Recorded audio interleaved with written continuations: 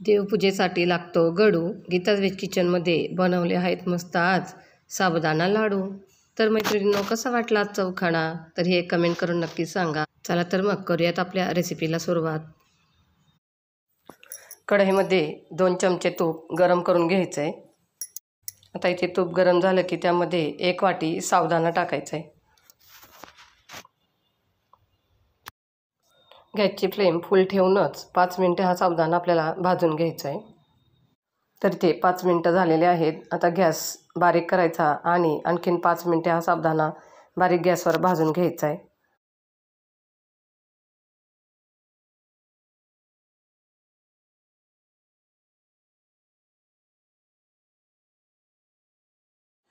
तर इथे 10 मिनटं झालेले आहेत. आता 10 मिनटानंतर आपल्याला हा साबुदाणा चेक करून घ्यायचा आहे.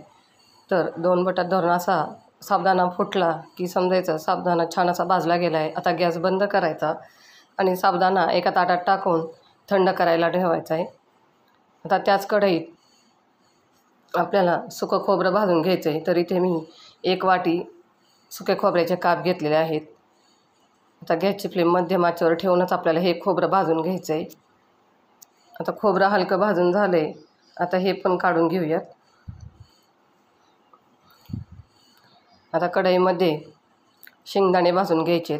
तर इथे मी अर्धी वाटी शेंगदाणे घेतले आहेत. मध्यम आचेवर शेंगदाणे छान खरपूस असे भाजून घ्यायचे. तर इथे शेंगदाणे छान असे खरपूस भाजून झाले. आता गॅस बंद करून शेंगदाणेही काढून घ्यायचे. आता हे भाजलेले जिन्नस पूर्णपणे थंड करून घ्यायचे. तर इथे हे पूर्ण असं थंड झालेलं आहे. आता मिक्सरच्या भांड्यात टाकून आपल्याला छान असं हे बारीक वाटून घ्यायचं आहे.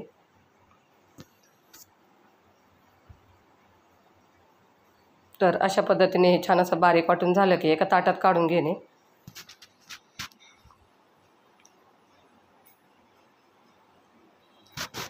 तर इथे तुम्ही पाहू शकता किती छान असं बारीक वाटलं गेलं आहे. आता यामध्ये आपल्याला गूळ टाकायचा आहे. तर इथे मी 1 वाटी गूळ घेतलेला आहे. तर हे प्रमाण परफेक्ट आहे. आता हा गूळ व्यवस्थित आता या मिश्रणात मिक्स करून घ्यायचा आहे.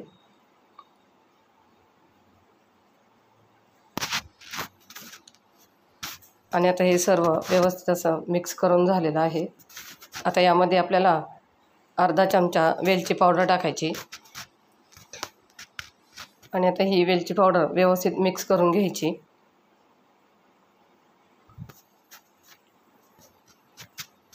आता यामध्ये काही ड्रायफ्रूट्स टाकायचे. तर इथे मी काजू बदाम घेतलेले आहेत. आणि आता हे वाटलेल्या काजू बदामामध्येच हे तयार केलेलं लाडूचं मिश्रण यामध्ये टाकून हे वाटून घ्यायचं आहे. यामुळे लाडूला छान अशी चव येते. जर तुम्हाला काजू बदाम असे बारीक करून नसन टाकायचे तर थोडेसे काजू बदाम तुपावर परतून यामध्ये तुम्ही बारीक तुकडेही टाकू शकता. तर इथे तुम्ही पाहू शकता छान असे हे बारीक झालेलं आहे. तर अशाच पद्धतीने आपण सर्व मिश्रण छान बारीक वाटून घेऊयात.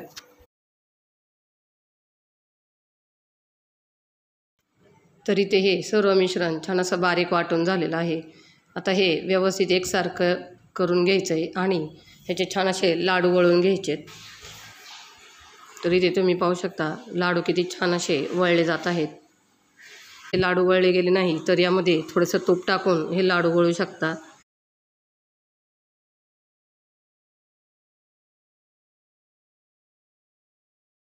आवडीनुसार ड्रायफ्रूट्स लावून लाडू छान असे करून घ्यायचेत.